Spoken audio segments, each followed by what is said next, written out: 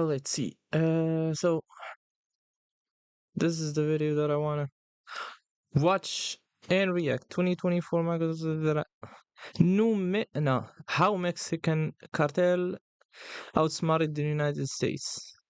Okay, let's see how this outsmarted the United States.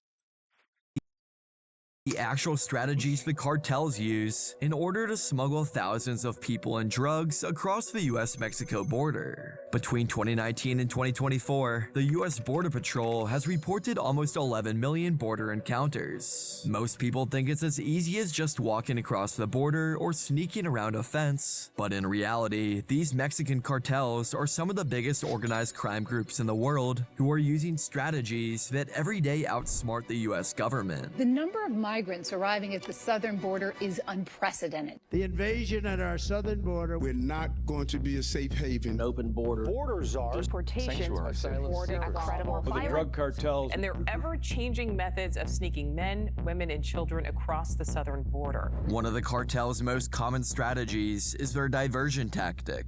Cartels will lead large group of migrants, typically in the hundreds or even thousands, to cross the border at a specific point. On Monday, there was around 2,000 migrants here waiting to be processed. Take a look at the scene right now. It's actually quite remarkable. There's around 3,000 migrants now, and that number is going to climb. These migrants crossing the border illegally end up surrendering willingly to law enforcement there waiting for them.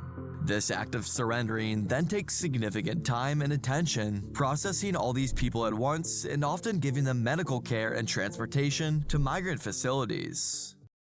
In Gaza, hunger comes back every single day. But this week, 200 hot meals are coming. While U.S. border agents are tied up managing the migrant influx, cartels then exploit less guarded routes nearby to move drugs, weapons, and more high-paying migrants across the border. The cartels use drones and foot soldiers to identify where the agents are concentrated when they're dealing with the initial surge of low-paying migrants concentrated at one area of the border crossing. The cartel synchronizes these crossings at multiple points along the border simultaneously, making it harder for the Border Patrol to effectively respond everywhere all at once. Well, not one. We are leaving large stretches of the border money. The cartel gained money twice. The cartels will even use children as a decoy in the initial large group of people crossing the border, as these children require more urgent attention from U.S. Border Patrol. Now we have 85,000 missing unaccompanied minors. In some cases, cartels will even stage emergencies, leaving migrants in hazardous areas to trigger large search and rescue operations that require many border agents. This act of overwhelming the Border Patrol at certain points along the border is just one method on how the Mexican cartels are constantly outplaying the U.S. Border Patrol.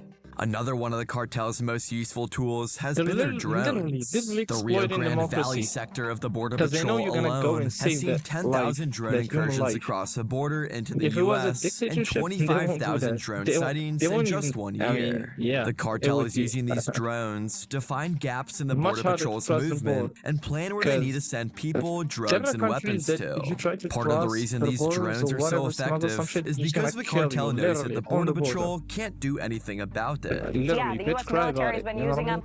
The cartel is loving them. There's many legal restrictions in place that prevent the U.S. Border Patrol from shooting down the cartel's drones. For example, shooting down drones can violate federal laws, such as the Aircraft Sabotage Act or the Federal Aviation Act, which prohibits damaging or destroying any aircrafts, including drones. Additionally, if the drone originates from another country, shooting it down could be seen as a violation of international law or escalate tensions between both countries. Lastly, border agents may not always know who the drone belongs to, whether it belongs to the cartel, a private citizen, or is even one of the Border Patrol's own drones. With this all in mind, the cartel continues to increase their drone usage across the US-Mexico border, knowing the Border Patrol agents can't do much to stop it. The capability of the cartels about getting things across the border through drones already is extraordinary.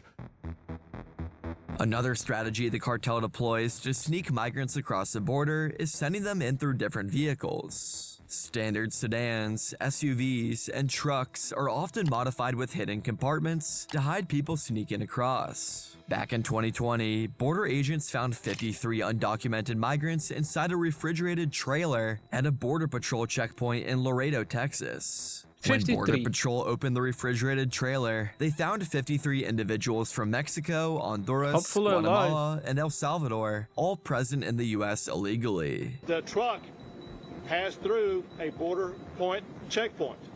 It was not inspected.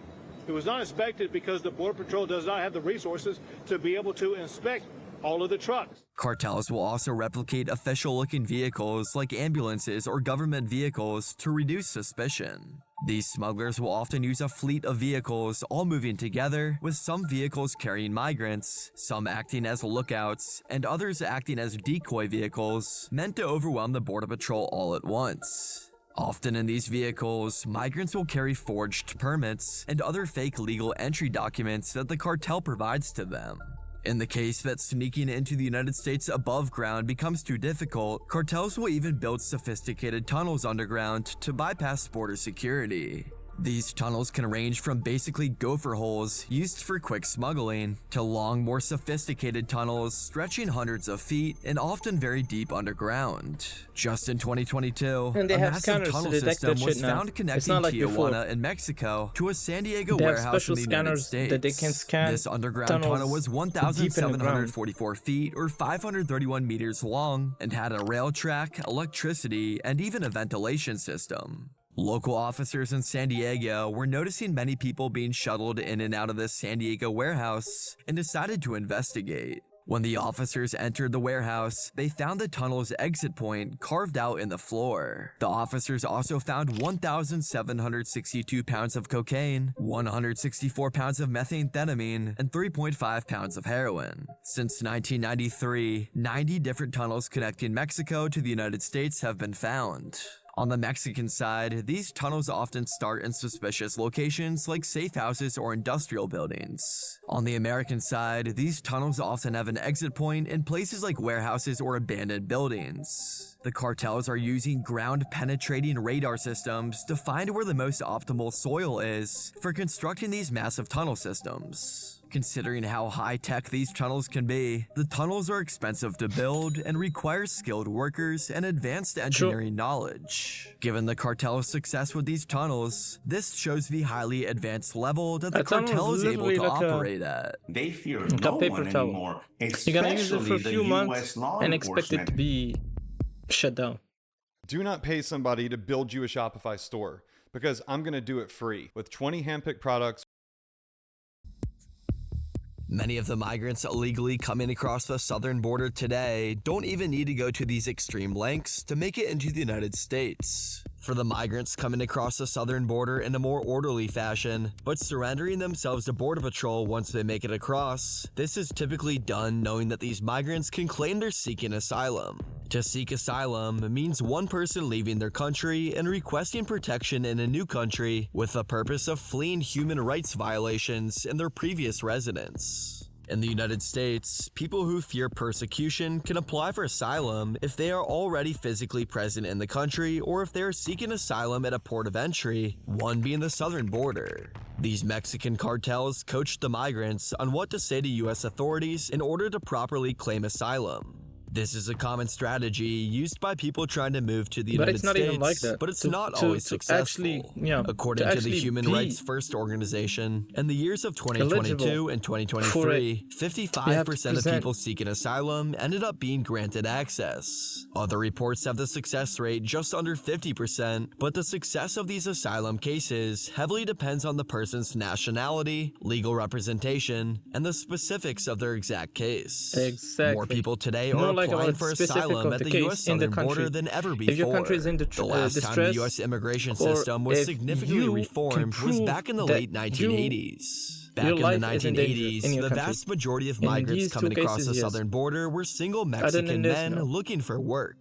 This is no longer the case. These asylum seekers aren't coming claiming to be looking for work, they're coming to seek refuge because they have what the US government determines a credible fear in their home countries. The US government would prefer single men looking for work coming across the border rather than these asylum seekers, as the asylum seekers typically come in families that result in increasing this strain on housing, healthcare, and social services. On the other hand, single men more often fill gaps in industries like agriculture and construction, and are seen as part of the workforce with fewer dependents requiring government support.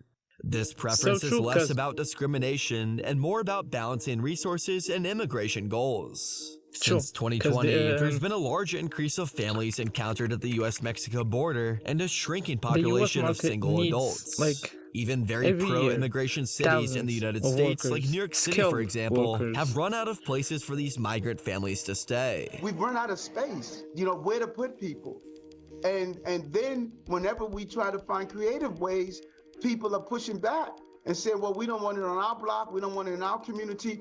Hey, listen, but the bottom line is we have to go somewhere. For the people who are truthfully seeking asylum into the United States, just making it to the southern border can be an extremely dangerous trek on its own. It used to be that essentially everyone coming across the southern border of the United States was from Mexico, but this is now not the case. The majority of people sneaking into the US are from Central America, South America, and the Caribbean, but US Border Patrol even encounters migrants coming from other continents across the Atlantic Ocean. To start with Central America, many of these migrants begin their journeys on foot, by bus, or even using freight trains like La Bestia to head north into Mexico. La Bestia is a network of high-speed freight trains that spans the entire country of Mexico. Climbing aboard La Bestia is an extremely dangerous journey that's taken by many migrants from Central and South America looking to get to its ending points of Ciudad Juarez, Nogales, and Reynosa, Mexico.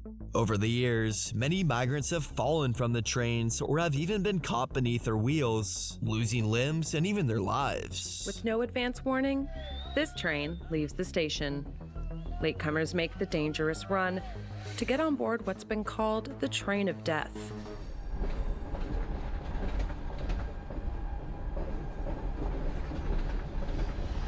The migrants ride on the rooftops of the train cars, exposed to the extreme heat during the day and freezing temperatures at night going through the desert. Criminals have preyed on these helpless passengers who often get robbed or even worse from these criminals. The Mexican government, under increasing pressure by the United States to control its own borders, has cracked down on these migrants hopping onto the trains. While La Bestia is the option that migrants are forced to choose with little to no money, if migrants are willing to pay more for transportation, there's also buses that transport migrants from Mexico's southern border up to the US-Mexico border.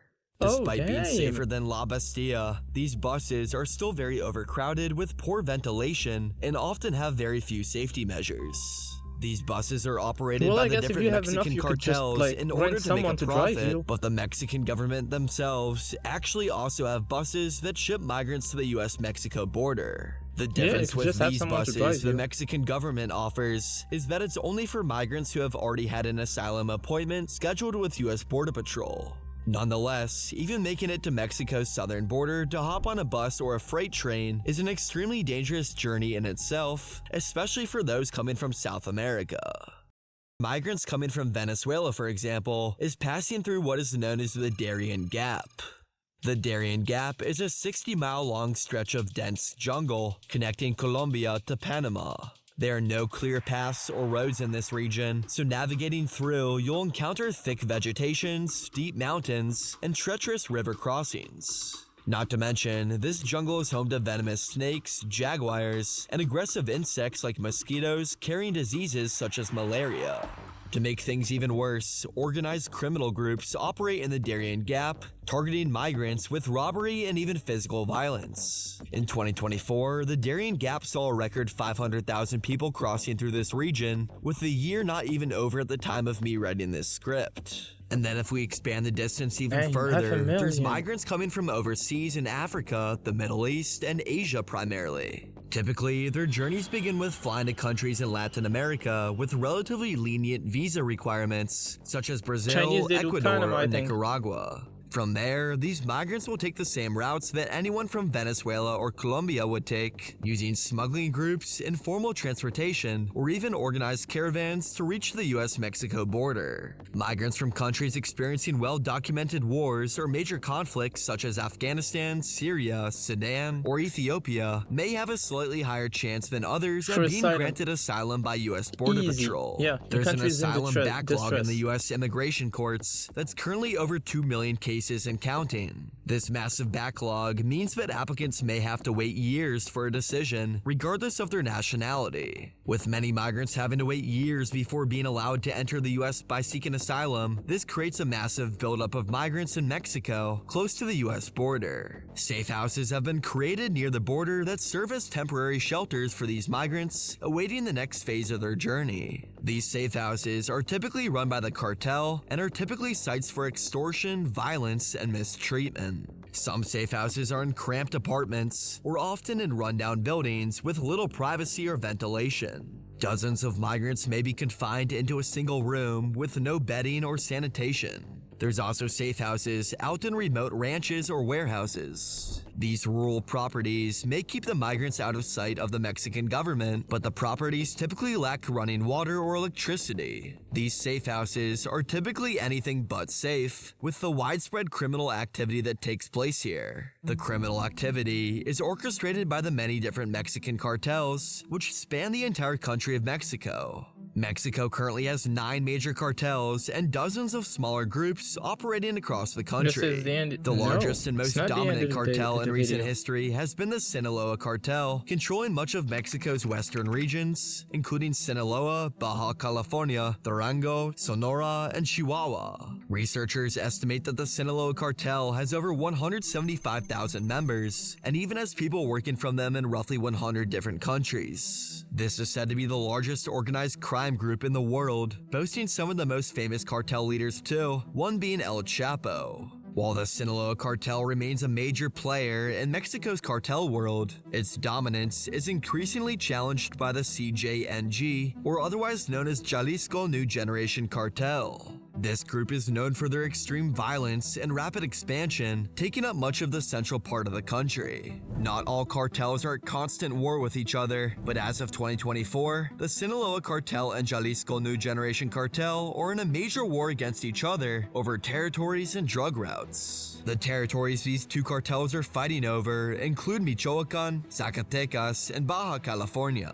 These two groups also have completely different hierarchical structures, where the Sinaloa cartel has a very business-like approach, and the CJNG employs very violent militaristic methods. The Mexican government has deployed military forces to combat the cartel violence, but these often escalate conflicts even more without addressing the root causes of the cartel's forming.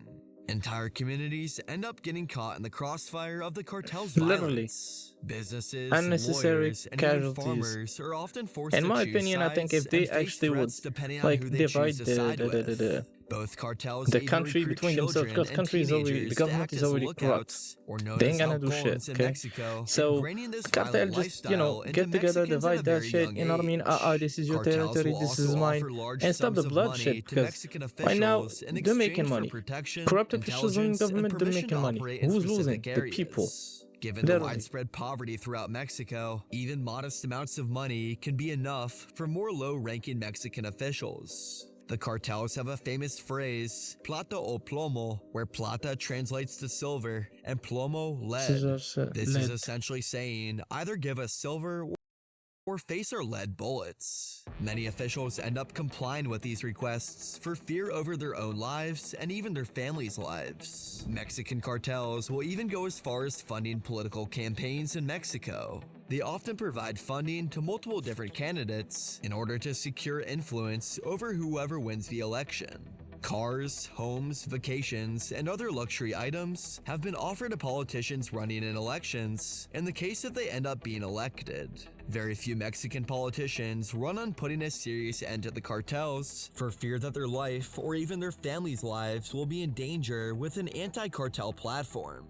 With the cartels appearing to only be getting stronger, it's hard to imagine what a solution would be to end their growing influence over the whole country. One of the reasons these cartels continue to get stronger is because the very top are the cartel boss, or more formally known as the capos. These are the ultimate leaders, responsible for the cartel's strategic decisions and dealing with other criminal organizations and corrupt leaders. It's hard to know the exact number of capos in each cartel, but it's likely there's only a handful of them. Each of these capos oversee a specific territory or operation. El Chapo was once the top capo in the Sinaloa cartel, but the capos are constantly changing, considering many of them get captured by the United States or even the Mexican government.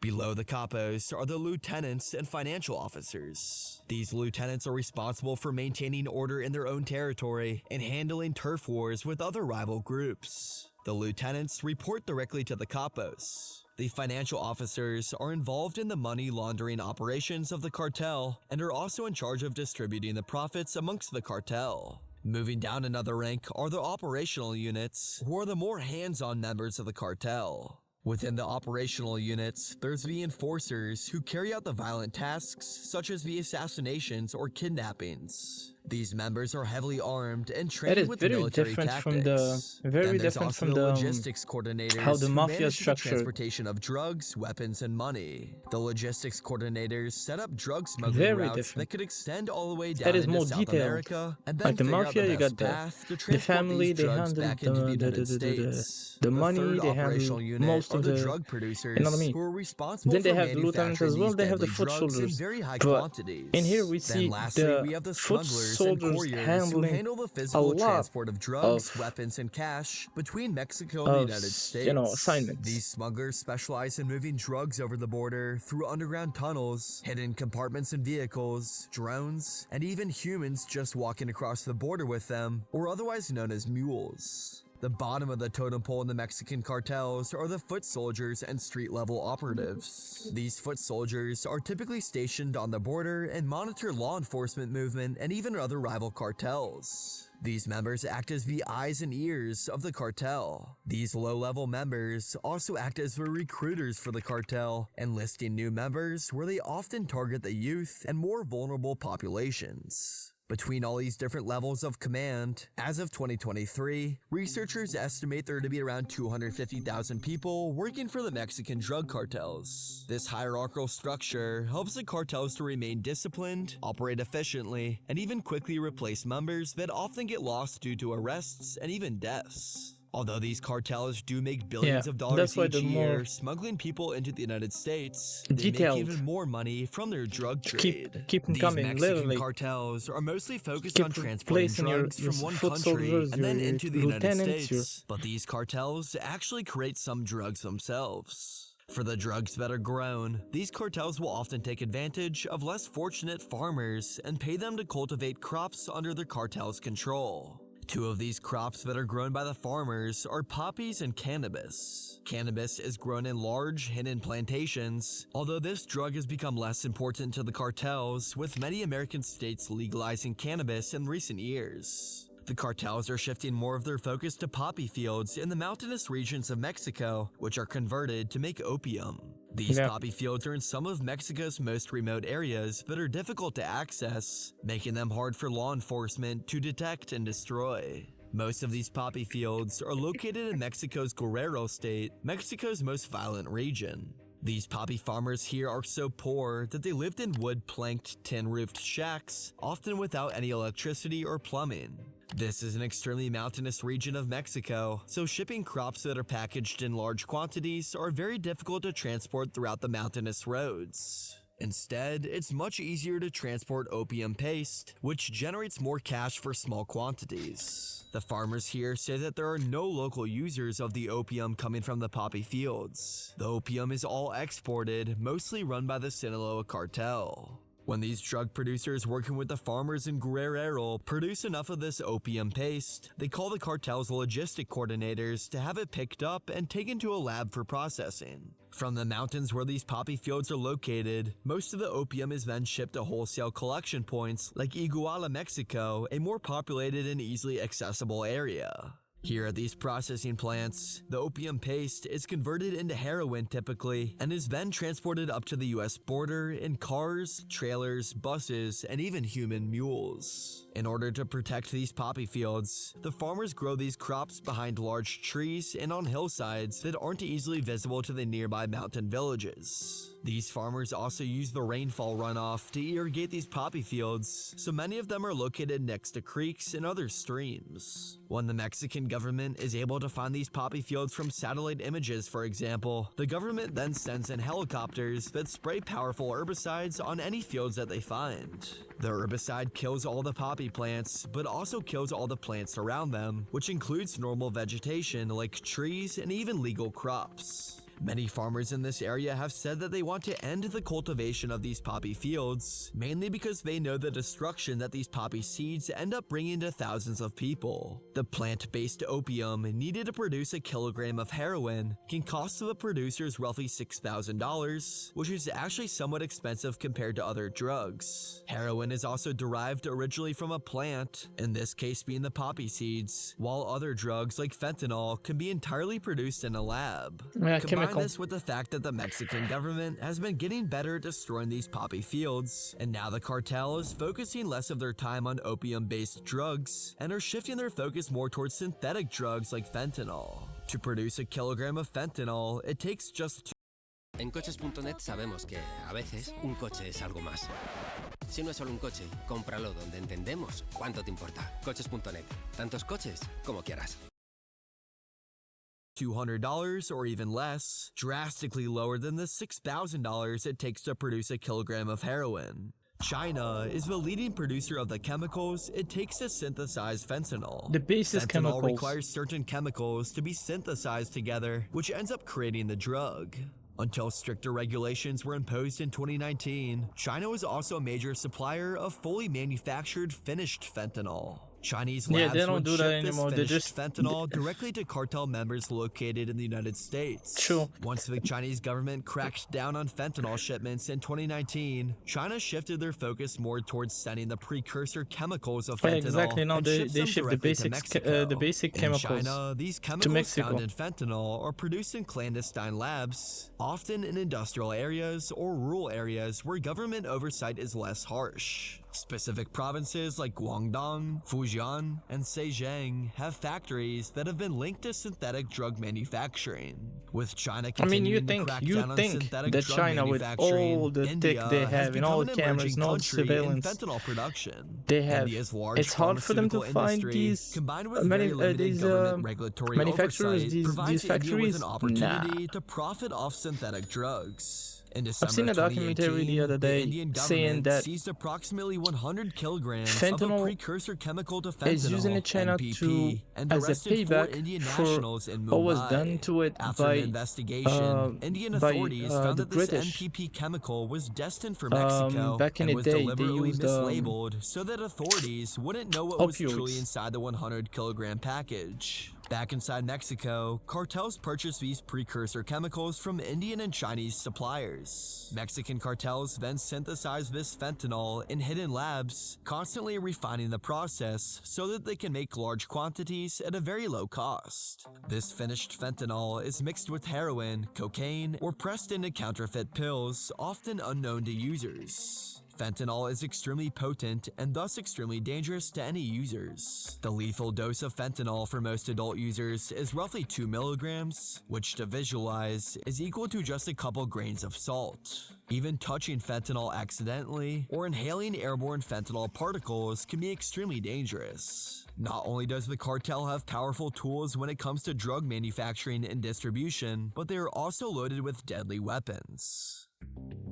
The Mexican cartels are heavily armed thanks to their vast network of smuggling guns into the country from the United States. The United States is actually the largest source of cartel firearms due to its relatively lax gun laws. Weapons are typicted by They straw send buyers drugs and who they are legal import individuals weapons. in the United States buying firearms on behalf of others. These firearms then get transported down to the Mexico-US border and then smuggled into Mexico, similar to how people are smuggled into the United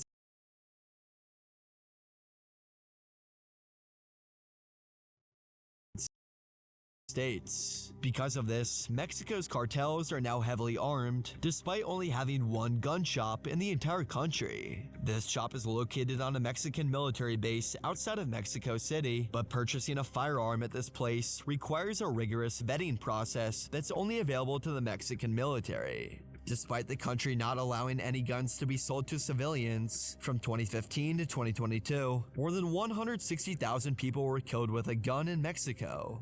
The overwhelming majority of guns being used in these killings were guns coming from the United States. 68% of the guns recovered at the crime scenes in Mexico from 2016 to 2021 were traced back to American gun manufacturers. With that being said, it's estimated that 200,000 firearms are trafficked from the United States and smuggled into Mexico each year, only making these cartels even more powerful. With the everyday Mexican law-abiding civilians not having access to firearms, and the cartels having a stockpile of some of America's most powerful weapons, this creates a stark power dynamic between these two groups of people.